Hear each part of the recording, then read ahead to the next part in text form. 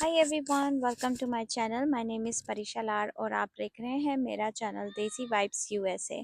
तो आज जो है हम बात करने वाले हैं यूएस के स्कूल्स के बारे में। तो यूएस के स्कूल्स के कितने बाइफरकेशंस हैं, कितने तरीके के स्कूल्स यूएस में होते हैं और कहाँ कहाँ से फंडेड होते हैं, किस तरीके से चलते हैं। तो यही थोड़ी सी कुछ चीज़ों पर मैं जो है रोशनी डालूँगी। तो देखा जाए तो यूएस की जो 80 से 90% जनसंख्या है, 80 टू 90% लोग जो हैं वो जाते हैं पब्लिक स्कूल्स में।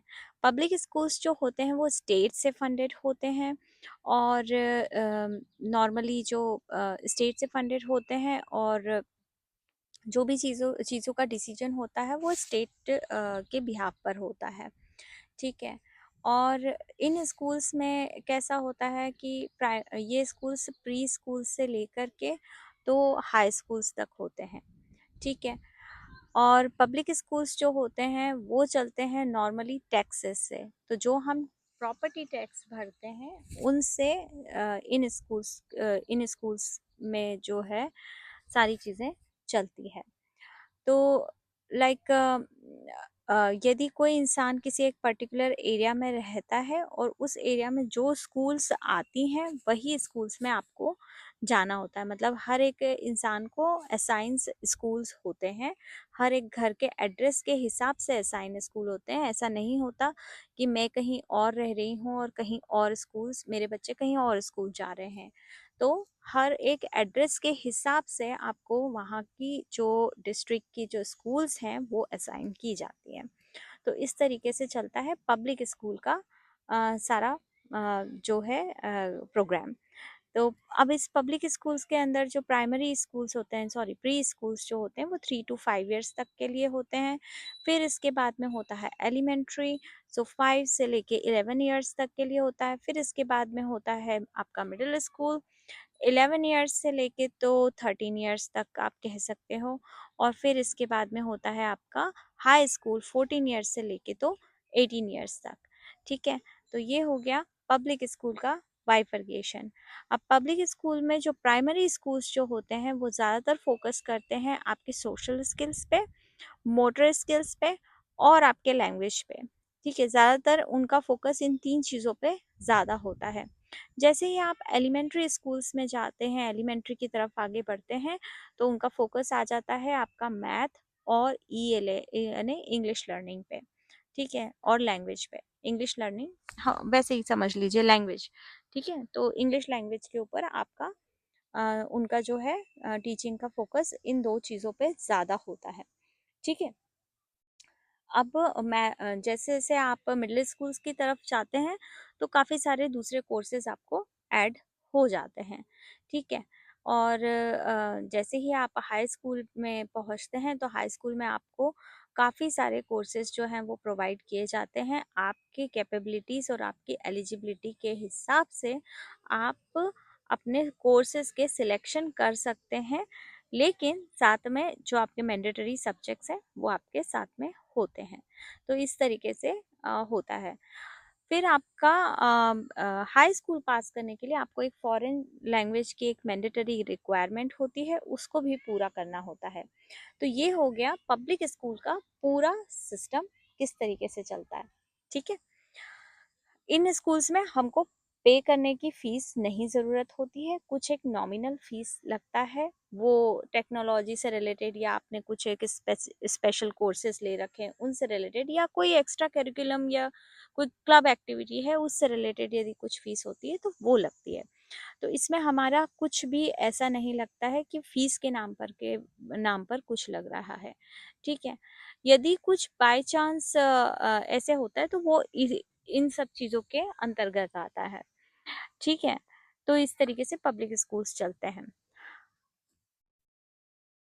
सेकंड जो स्कूल्स आते हैं वो है प्राइवेट स्कूल्स। अब प्राइवेट स्कूल में कितने लोग यहाँ के जाते होंगे सोचिए। 7 से 8% लोग, 7 से 8% लोग ही ऐसे हैं जो प्राइवेट स्कूल्स में जाते हैं। क्यों? क्योंकि यहाँ की जो फीस होती है वो काफ़ी ज़्यादा होती है। ठीक है। और जब पब्लिक स्कूल्स इतनी फैसिलिटीज़ आपको प्रोवाइड कर रहा है तो क्यों प्राइवेट स्कूल्स में जाना है। लेकिन फिर भी लोगों को प्राइवेट स्कूल्स मतलब हर एक इंसान की अपनी इंडिविजुअल सोच होती है, और हर एक इंसान के अपनी नीड के हिसाब से इंसान सिलेक्शन करता है।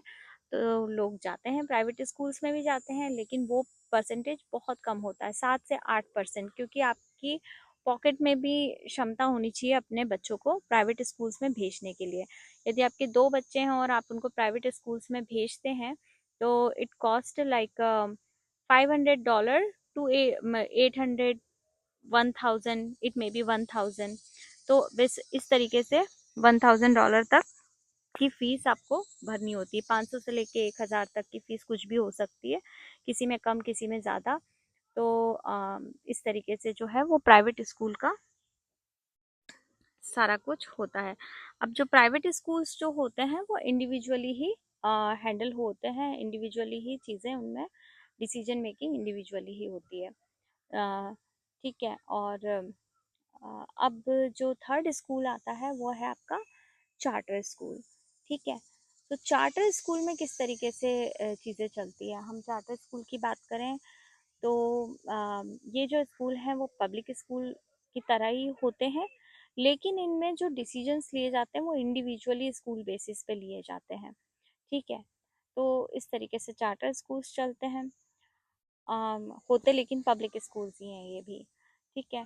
मैग्नेट स्कूल के बारे में बात करते हैं। अब जो ये नेक्स्ट है ये मैग्नेट स्कूल है। मैग्नेट स्कूल में आपके साइंस और आर्ट्स, टेक्नोलॉजी से रिलेटेड कोर्सेज प्रोवाइड किए जाते हैं। सभी स्कूल्स में प्रोवाइड किए जाते हैं, लेकिन यहाँ पे एक्सेलरेटेड कोर्स प्रोवाइड किए जाते हैं। एक्सेलरेटेड सिलेबस होता है इनका। यहाँ पर जो बच्चे एडमिशन लेते हैं वो ऑलरेडी नॉर्मल स्कूल्स में भी या पब्लिक स्कूल्स में बहुत अच्छा कर रहे होते हैं, या अपने जो साथ वाले लोग हैं उनसे काफ़ी बेटर कर रहे होते हैं, जिसके कारण इनको इन मैग्नेट स्कूल्स में एडमिशन दिया जाता है। मैग्नेट स्कूल्स का जो एडमिशन क्राइटेरिया होता है वो नॉर्मली रिकमेंडेशंस होते हैं और टेस्ट स्कोर्स होते हैं। तो आपके जो असेसमेंट टेस्ट के जो स्कोर्स होते हैं वो यदि बहुत ज़्यादा हाई हैं, या नॉर्मली लोगों से 80% 90% ज़्यादा है, मतलब 90% से भी ज़्यादा लोगों में आप आते हैं, स्कोर करते हैं, और इसके बाद में आपका जो टीचर्स हैं वो लोग रेकमेंड करते हैं कि इस बच्चे को और ज़्यादा अच्छे चैलेंजिंग कोर्सेज की ज़रूरत है, तब आपका बच्चा मैग्नेट स्कूल में एडमिशन ले सकता है। ठीक है। तो और फिर जो नेक्स्ट स्कूल आता है वो है होम स्कूलिंग। अब होम स्कूलिंग ऐसे कौन से लोग हैं जो होम स्कूलिंग लेते हैं?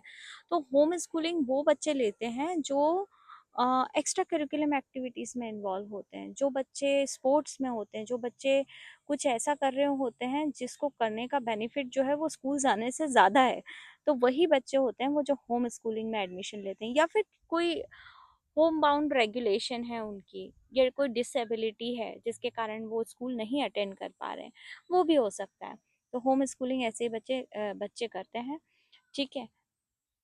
ताकि वो अपनी दूसरी चीज़ों को समय दे सकें। तो ये हो गया स्कूल के बाइफरकेशन। ठीक है।